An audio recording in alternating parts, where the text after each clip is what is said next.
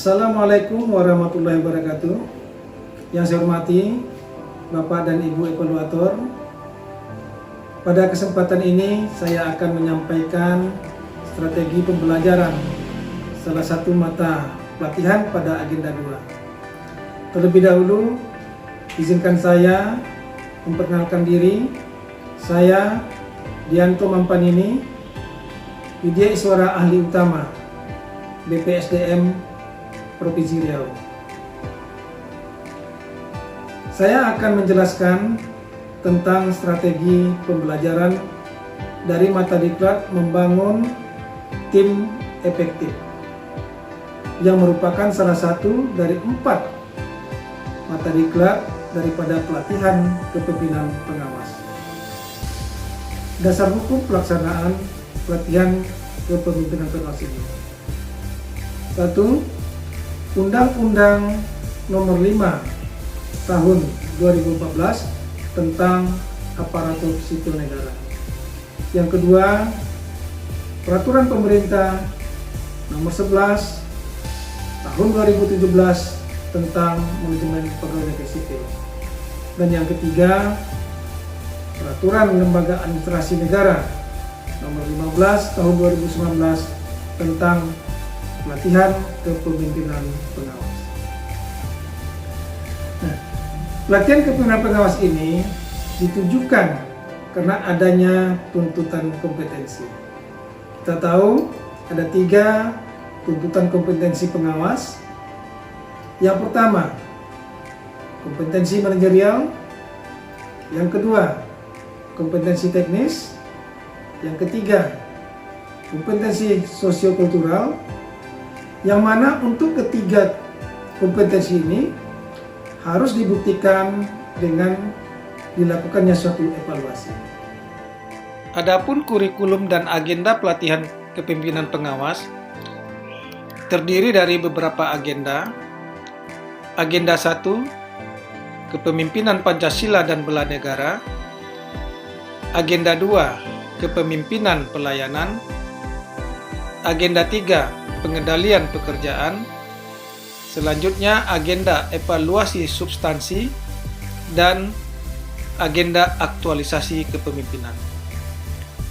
Dalam kesempatan ini akan difokuskan pada agenda 2, kepemimpinan pelayanan, yakni mata pelatihan membangun tim efektif. Pada agenda 2 terdapat 4 mata pelatihan, yang mana keempat mata pelatihan ini saling berkaitan.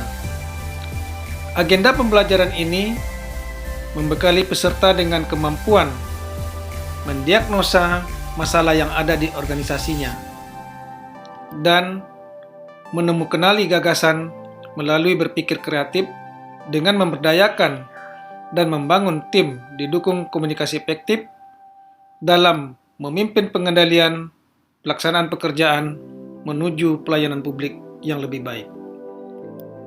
Ibarat sebuah sistem roda yang berputar secara bersama-sama untuk mencapai suatu tujuan.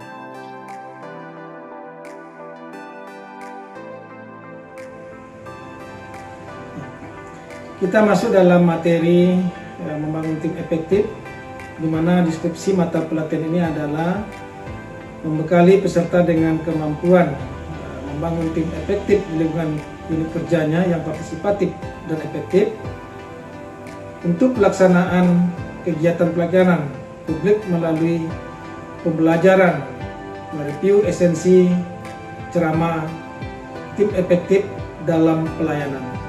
Kemudian konsep dan karakteristik serta strategi menumbuhkan tim kerja yang partisipatif dan efektif yang disajikan dengan pembelajaran komunikatif melalui ceramah substantif, diskusi-diskusi kelompok, studi kasus, dan menonton film pendek. Tujuan pembelajaran: setelah mengikuti pembelajaran, diharapkan peserta mampu membangun tim yang efektif untuk pelaksanaan kegiatan pelayanan publik yang prima.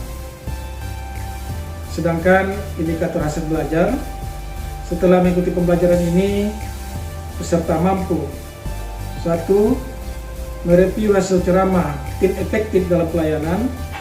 Dua, mengembangkan tim efektif dalam pelayanan. Ketiga, menguraikan karakteristik kerja yang efektif. Yang keempat, menumbuh kembangkan tim kerja yang efektif.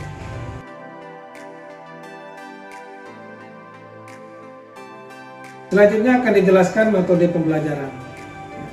Pembelajaran dalam mata pelajaran ini dilakukan dengan berbagai metode, antara lain diskusi kelompok dan diskusi kelas, ceramah interaktif, window shopping, simulasi, mengamati tayangan video pendek, brainstorming, dan presentasi.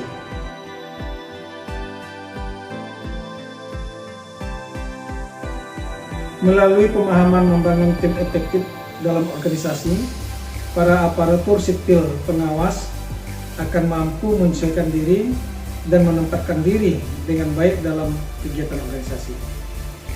Seorang pemimpin menjadi paham bagaimana menjalankan kepemimpinan dengan baik guna mencapai tujuan organisasi yang dipimpinnya. Materi pokok 1 dalam mata diklat membangun tim efektif berjudul Ceramah Tim Efektif dalam Pelayanan. Pada materi ini, melalui esensi ceramah dapat dilakukan penerapan substansi yang dapat mengidentifikasi potensi kendala yang mungkin berpengaruh kepada penerapan substansi dalam organisasi yang Anda pimpin.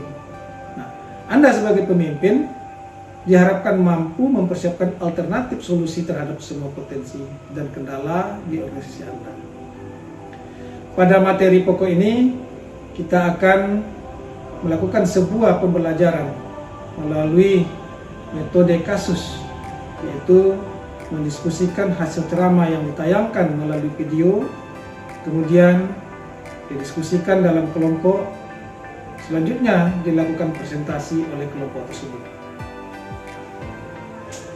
Materi pokok kedua adalah tim efektif dalam pelayanan.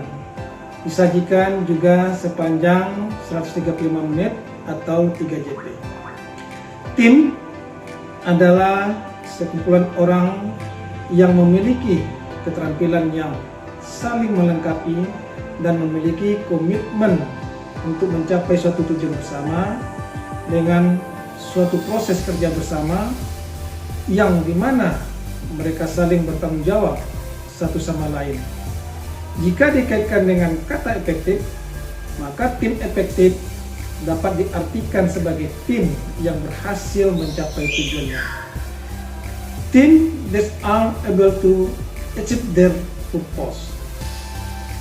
Tahapan membangun tim efektif menurut Bruce Tuckman adalah: pertama, forming, yakni tahap pembentukan tim. Yang kedua, storming, tahap penentuan aspirasi. Yang ketiga, norming, tahap penentuan aturan. Yang keempat, performing, tahap pelaksanaan. Dan yang kelima, adjourning, tahap penghentian. Metode dalam materi pokok 2 ini tentang tim efektif dan pelayanan. Pertama, brainstorming. Yang kedua, ceramah interaktif. Ketiga, mind mapping. Dan yang keempat, presentasi. Pertama akan dilakukan brainstorming, lalu bagaimana pengetahuan peserta tentang tim efektif dalam pelayanan. Setelah itu dilanjutkan dengan materi yang disampaikan dalam bentuk ceramah interaktif. Setelah itu peserta dibagi dalam beberapa kelompok untuk membuat sebuah mind mapping. Bagaimana membentuk sebuah tim efektif. Hasil dari mind mapping akan dipresentasikan oleh kelompok masing-masing dalam diskusi kelas atau diskusi kelompok. Materi pokok 3, karakteristik tim efektif, yang terdiri dari beberapa sub pokok bahasan, disampaikan dalam waktu sepanjang 225 menit atau 5 JP.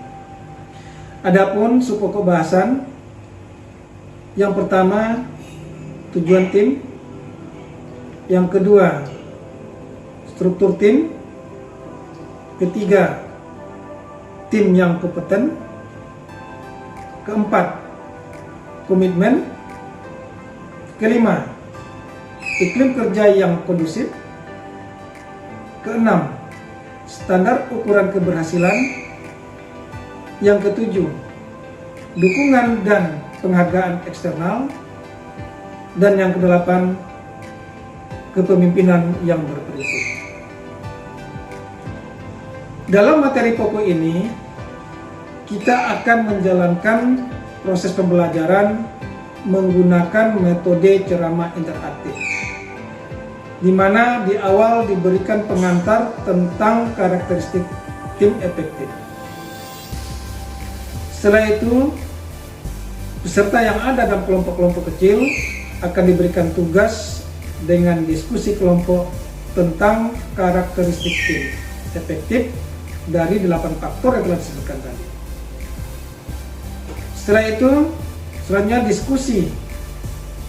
Hasil diskusi dituliskan dalam flip chart dan ditempel, yang kemudian dilanjutkan dengan suatu metode yang mana nama metodenya adalah Windows Shopping. Materi pokok keempat yang merupakan materi yang terakhir, yakni strategi membangun tim efektif, yang disampaikan dalam 225 menit atau 5 JP. Beberapa strategi yang diperlukan dalam membangun tim efektif ini, yakni 1. Menyusun tujuan tim. 2. Menyusun struktur tim. 3.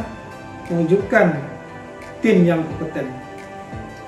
Yang keempat, meningkatkan komitmen tim. Yang kelima, membangun tim kerjasama yang kondusif. Yang keenam, meningkatkan standar keberhasilan. Yang ketujuh, meningkatkan dukungan pihak luar. Adapun metode yang dilakukan untuk strategi yang keempat ini adalah melalui tayangan video, simulasi, dan diskusi. Pada bagian akhir ditarik kesimpulan bagaimana strategi membangun tim efektif ditinjau dari 7 aspek yang disebutkan tadi. Demikianlah video tentang strategi pembelajaran mata pelatihan membangun tim efektif, pelatihan kepemimpinan pengawas. Ada sebuah quote mengatakan, Anda membutuhkan sebuah tim yang kuat, karena tim yang biasa-biasa saja akan memberikan hasil yang biasa-biasa saja, seberapa baik pun dikelolanya. Bill Gates. Dan terakhir saya kutip sebuah pepatah Melayu. Duduk sendiri bersempit-sempit, duduk beramai berlapang-lapang. Maknanya, jika kita menghadapi suatu persoalan atau pekerjaan dikerjakan seorang diri, itu akan terasa sulit. Namun, jika kita kerjakan secara bersama-sama dengan sebuah tim, maka itu akan terasa lebih mudah dalam menyelesaikannya. Terima kasih, semoga bermanfaat. Wassalamualaikum warahmatullahi wabarakatuh.